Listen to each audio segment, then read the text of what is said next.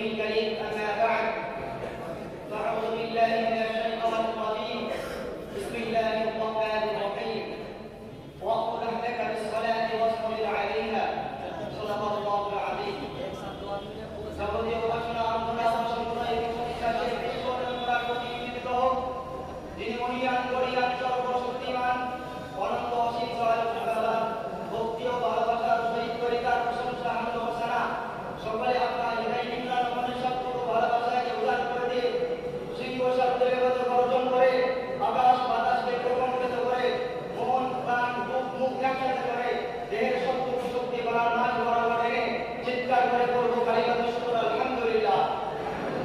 তারপরে পর্যায়ে নিয়ে বিশ্বের নবাব সৃষ্টি নবী পুণ্যের জমি নবী প্রবেশের রমণী উভয় জগতে কান্ডারি হুজুর পাক সাল্লাল্লাহু আলাইহি সাল্লামের সামনে বলি তুমি চন্দ্রের চেয়ে সুন্দর পুষ্পের চেয়ে মনোহর যমুনার চেয়ে নির্মল লও সালাম আজি বারবার বলি সাল্লাল্লাহু আলাইহি ওয়াসাল্লাম।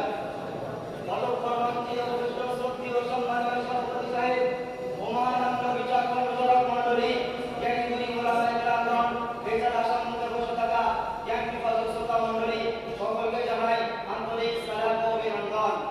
আজ আমি আপনাদের সম্মুখে দণ্ডায়মান আছি নামাজ সম্পর্কে অল্প কিছু আলোচনা করব ইনশাআল্লাহ। ইসলাম গ্রহণের পর একজন মুসলমানের সর্বপ্রথম দায়িত্ব হলো নামাজ। নবী করিম সাল্লাল্লাহু আলাইহি ওয়াসাল্লামের জামানায় যারা ইসলাম গ্রহণ করতেন তাদেরকে সর্বপ্রথম নামাজ কায়েম করার নির্দেশ দেওয়া হতো। এর দ্বারা বোঝা যায় মুমিনের জন্য নামাজের গুরুত্ব অপরিসীম।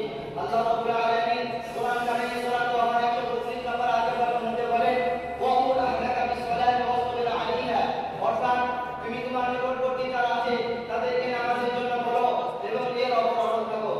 আরো হাদিসের মধ্যে আছে ইন্না আউওয়ালা মা ইউহাসাবু বিহি আল-আবদু ইয়াওমাল কিয়ামা মিন আমালিহি সালাতুহু ফা ইনসালাহাত ফাকাদ আফলাহা ওয়া আনজাহা ওয়া ইনফাসালাত ফাকাদ খাবা খাসরা।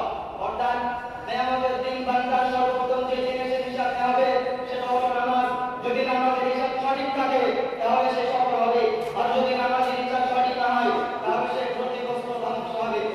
হযরত আবু হুরায়রা রাদিয়াল্লাহু তাআলা আনহু বর্ণনা করেন নবী করিম সাল্লাল্লাহু আলাইহি ওয়াসাল্লামের কাছে একজন অন্তরে এসে বলেন ইয়া রাসূলুল্লাহ, আপনি যে নামাজের গুরুত্বের কথা বলেন আমি তো চোখে দেখি না, মানুষের সাথে সঙ্গীত পাই না, আমাদেরকে রুশক দেওয়া যায় নাকি? নবীজি বললেন হ্যাঁ, তোমাকে রুশক দেওয়া হলো। অন্ধ যখন হেঁটে যাচ্ছিলেন নবী আমাদেরকে ডেকে বললেন তুমি কি মসজিদে আযান শুনতে পাও? অন্ধ বলল হ্যাঁ পাই।